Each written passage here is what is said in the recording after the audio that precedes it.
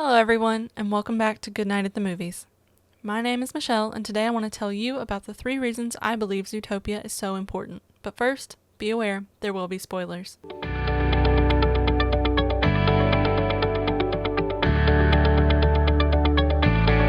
Zootopia, or Zootropolis for my viewers in the UK, was directed by Byron Howard and Rich Moore and released by Disney in 2016.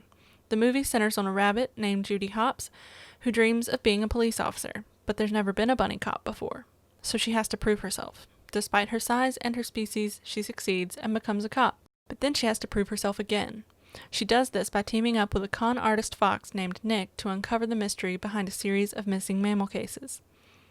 Judy ultimately finds that Zootopia isn't the utopia she thought, and that there's a scheme based on stereotypes and fear to put prey above predators in the social hierarchy. Reason number 1. It appeals to audiences both young and old. Children are going to enjoy the exploration of the world itself. Much of the visual comedy comes from the juxtaposition of size. Giraffes need plenty of headroom, while the little animals need to avoid being stepped on. Also, there's a Godfather reference in Mr. Big, which only appeals to children because everyone's afraid of the tiniest animal, and also he has giant bodyguards. But the adults will understand the more intertextual references here, as well as the parallels to our world like the DMV. Again, kids and adults may all laugh at the DMV scene, but it's only funny to kids because they know Judy's frustrated by the slowness. The adults are really laughing because it's the DMV and because it's slow.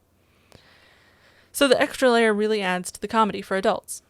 Also, I have to mention the fact that they included a scene in a nudist colony in a Disney movie. That's hilarious. And I'm not sure kids can fully grasp how hilarious it is. Reason number 2. It does more in 10 minutes than others do in 100. Many Disney movies feature a female protagonist who has a dream. This is usually more of an external obstacle she must overcome, and along the way, she learns who she is and embraces her power and independence to become the person she's meant to be. For example, Ariel wants out of the ocean, Moana wants to be on the ocean, and Rapunzel just wants to see those floating lanterns gleam. It takes them the whole movie to find out that they can be independent and achieve their dream. If that were the case with Zootopia, it would have ended with her getting her badge, which actually happens at minute 7. I'm not even saying that would be bad.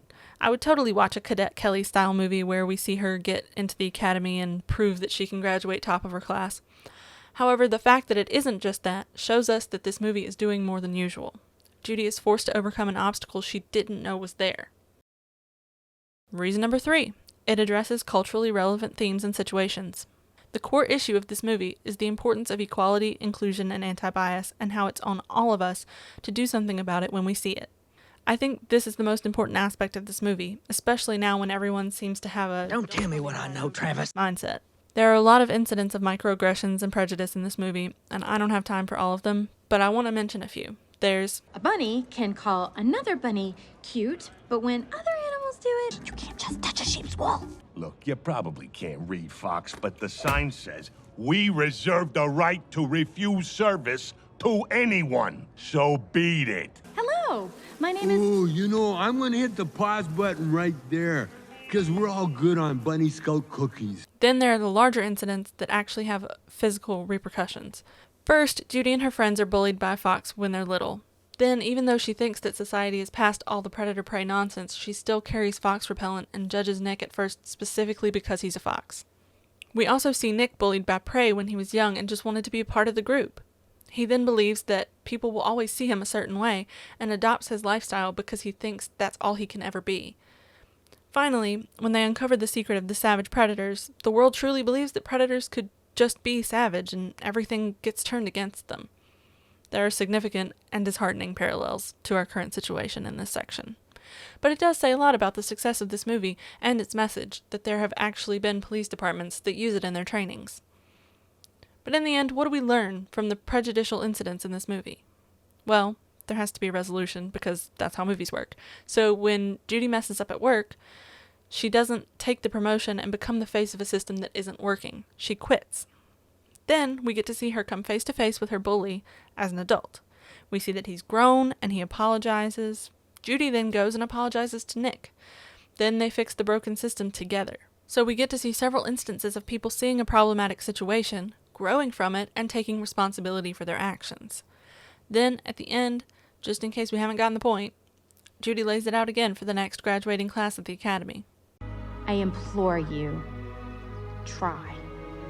Try to make the world a better place. Look inside yourself and recognize that change starts with you. It starts with me. It starts with all of us. Thank you all for joining me for a good night at the movies. If you enjoyed it, please leave a like. If you'd like to suggest a movie, leave a comment down below. And if you'd like to see more, please subscribe. Also, if you'd like to watch Zootopia, click the link in the description to see where it's available. Until next time, have a good night.